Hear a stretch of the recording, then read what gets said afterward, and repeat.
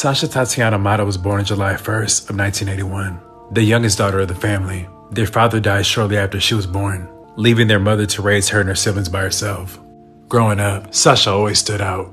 She was fond of stiletto heels, leopard skin purses, and fancy hats. She would dress up just to walk to the corner store for a soda.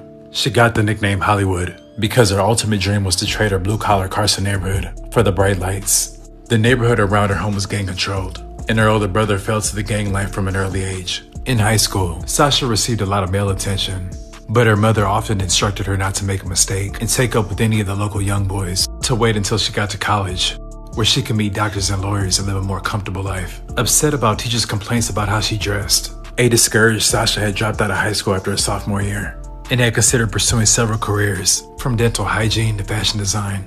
She appeared on a car-oriented magazine and visited several local modeling agencies. During this time, Sasha was going out a lot, enjoying her teen years with her friends. Her mother would tell her to be careful where she went and who she went with, because bad company could put her in danger. In the early hours of November 13, 1999, her mother's fears became a violent reality. Sasha had left her job at a sporting goods store at the Del Amo Mall and had gone out partying with her sisters and friends in Torrance. As the group returned to park in front of Sasha's home, with the car engine still running, a different car then approaches. The occupant of this vehicle, who was described as a heavy-set Samoan male, sticks his arm out the window holding a gun and begins firing away. The vehicle that Sasha was in was riddled with bullets. 2 girls were shot, and Sasha was struck in the chest and sat dying in the driver's seat, while her mother tried to revive her, pleading with her to keep breathing. Sasha would be dead at the age of 18. The only male in the car with them was a gang member from a different part of the city. He left the scene unscathed. After Sasha's murder, her mother asked police to organize a meeting with local gangs to hammer out a truce, saying she didn't want any retaliation. It was too late for that.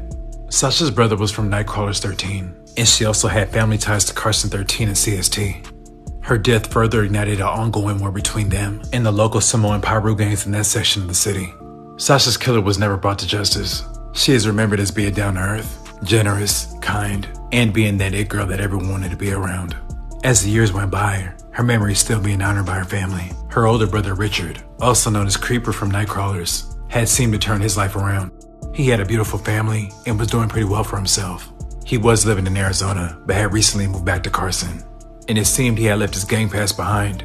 But on the night of August 24th, 2024, at approximately 11:35 p.m., Richard was in his car about 2 blocks away from his home when he spotted Boy Rue tagging up a wall with gang graffiti. Boy Rue was from Scott Park, Piru, and they are bitter rivals with the Nightcrawlers and Carson 13, with a long history of violence. The dividing line between these gangs is Main Street, so this strip is a major point of conflict.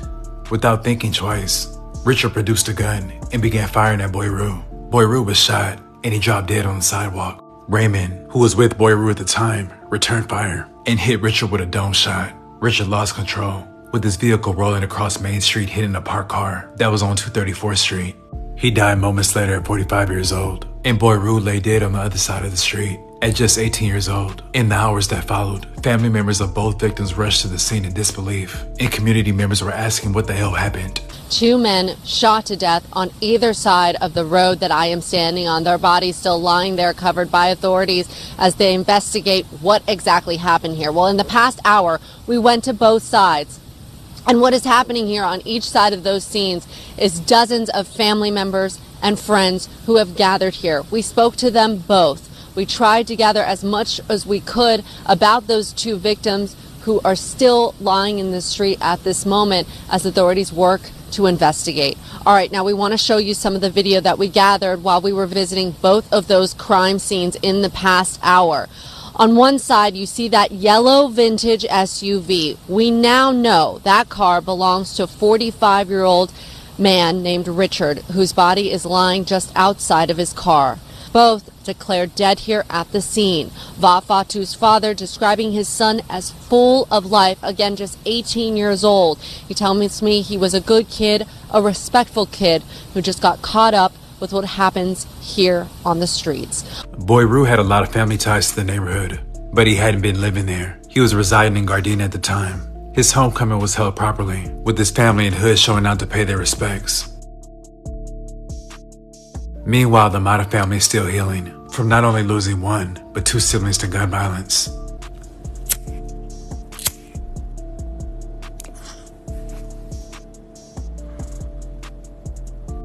I'd like to thank you guys for watching. Please like, comment, and subscribe.